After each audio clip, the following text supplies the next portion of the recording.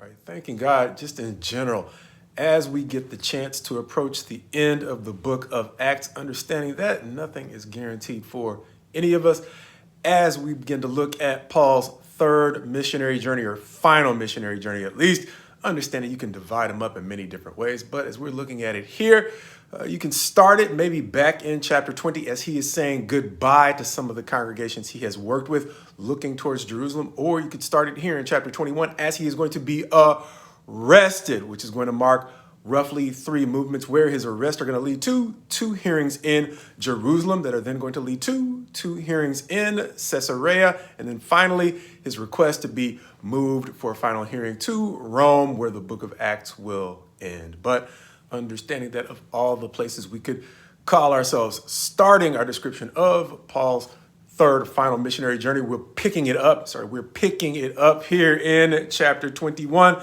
Let's call chapter 21 arrested, as in verses 1 through 6. We see his journey described as they travel from port to port until they reach Tyre, where there are a number who seem to have the spirit of prophecy.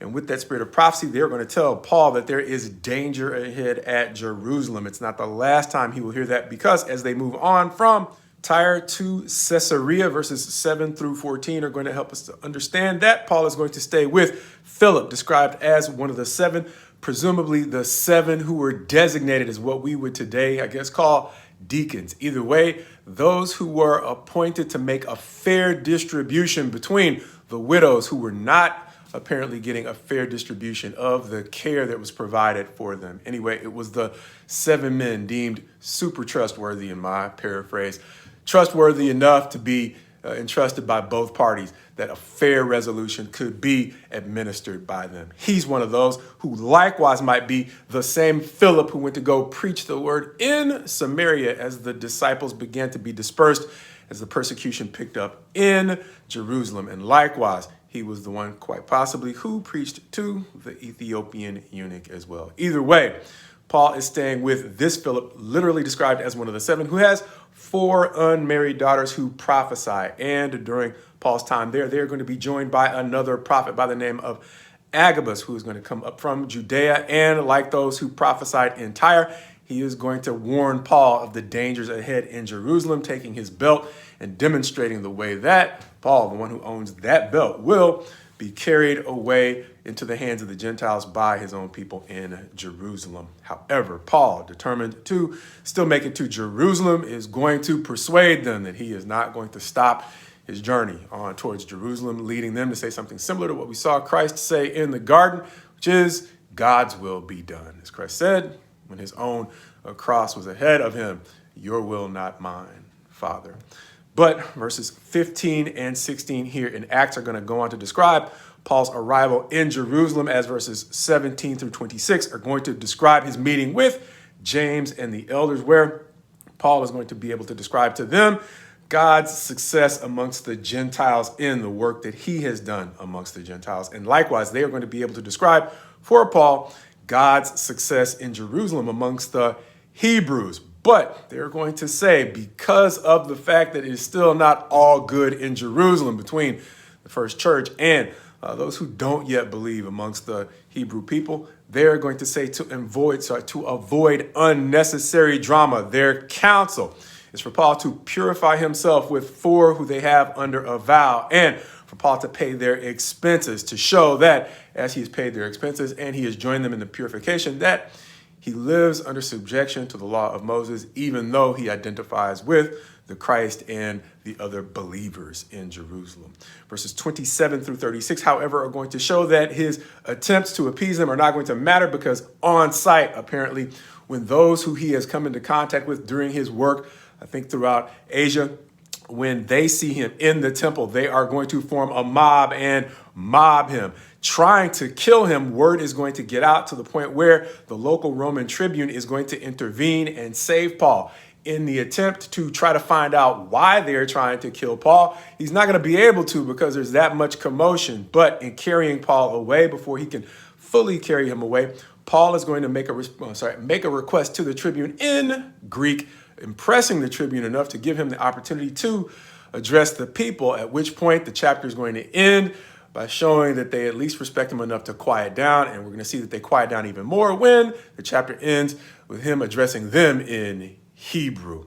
There are going to be limits to that, though, because in the next chapter, in the middle of his address, speaking Hebrew is not going to be enough to persuade them to stop trying to kill him. But the thing that might have most caught my attention about this chapter had to do with the distinction between appeasing and genuinely relating to people. See, because Paul's attempts to show himself as one who lived under the law was maybe just as disingenuous as what he is going to later rebuke Peter for. We'll see later in Galatians what he rebukes Peter for in the way that he, amongst the Gentiles, when he traveled away from Jerusalem, he lived more like a Gentile than he did a Torah-observant Hebrew. And Paul calls him out for that hypocrisy to the degree he was likewise leading those who had kind of become more one or unified in their lifestyle with the Gentiles during their work among them. He led them astray, meaning Peter led them astray in his conduct, which Paul describes as hypocritical. But likewise here, it is not absolutely clear whether or not Paul's conduct was just as hypocritical in trying to appease those at the temple in Jerusalem. But what is clear is that his attempts to appear as though he was Torah observant didn't work, and he ends up getting mobbed anyway. However, what gets him an open door to still address the crowd that had already expressed its intent to want to kill him was his ability to genuinely relate to the tribune. Understanding he couldn't fake his ability to speak Greek. He actually spoke Greek, impressing the man enough to give him a chance to speak. And then likewise, even though the crowd wanted to kill him, he couldn't fake his ability to speak Hebrew. And in speaking Hebrew, they give him at least a hearing, understanding that there is a distinction in life, whether or not we see it here in this chapter, but there's a distinction in life between trying to appease individuals and genuinely being able to relate with them or relate to them. And in a lot of ways, it's seen as the distinction between the depth of the what I'll call the attempts to appease the crowd early on by him submitting to a vow that he otherwise didn't really live under, and the depth of knowledge he had to be able to relate to those who spoke Greek, because even though in other places we will find out that he did have the gift of tongues, which is just a divine understanding of foreign languages. He did grow up as a Roman. He had Roman citizenship, which we'll find out in the next chapter. And that might be the depth from which he was able to speak Greek. And likewise, understanding that, he's later going to tell them he studied under Gamaliel, one of their best instructors. It's likely that his gift of speaking Hebrew wasn't just from the gift of tongues, but he literally grew up speaking Hebrew. There's a depth that can often distinguish attempts to appease from genuinely being able to relate to others. And even though none of it's really going to save Paul here, what we get to see is beyond his ability to get a hearing, it's still not going to save him, at least from the crowd. The tribune's going to be the one who does that. What it's going to do is he is going to look less hypocritical in rebuking Peter, to the degree that even though he was direct with Peter, he actually rebuked him in a way that expressed his ability to relate to Peter, understanding that Paul had plenty of sins of his own as Saul before he became the Apostle Paul. And to the degree he rooted his rebuke of Peter in a full awareness of his own history, then to the degree there actually is some hypocrisy in his submission to this vow, the shame of his hypocrisy might not be as harsh as it would have been if he were harsh, especially unnecessarily harsh in his rebuke to Peter, who he may resemble a whole lot more now that he's experiencing a level of pressure that actually tempts him to make the same mistake Peter did. But even if he was exceedingly or unnecessarily harsh in his rebuke to Peter, it doesn't seem so, because Peter's going to seem to write back after the rebuke in some of his epistles,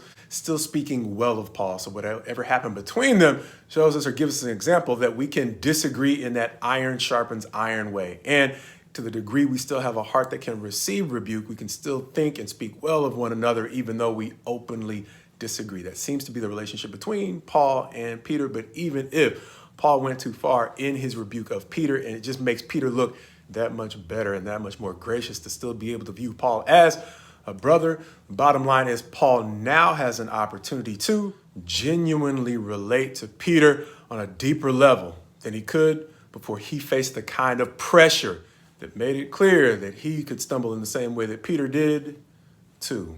Peter can relate, though. Why? Because he didn't necessarily believe he would betray the Christ in the same way that the other of the 12 might have been tempted to. But Peter had to learn the same thing, which might be one of the reasons why Peter could relate to Paul, as God has a way of helping us all see areas in which we need growth, which is why we sometimes say, my prayer for you is my prayer for me. Even though we can go through experiences that show where it is that we need growth, God willing, we will be able to have God give us the wisdom that even without the experiences, he will guide us into a better understanding of how we can appropriately relate to one another.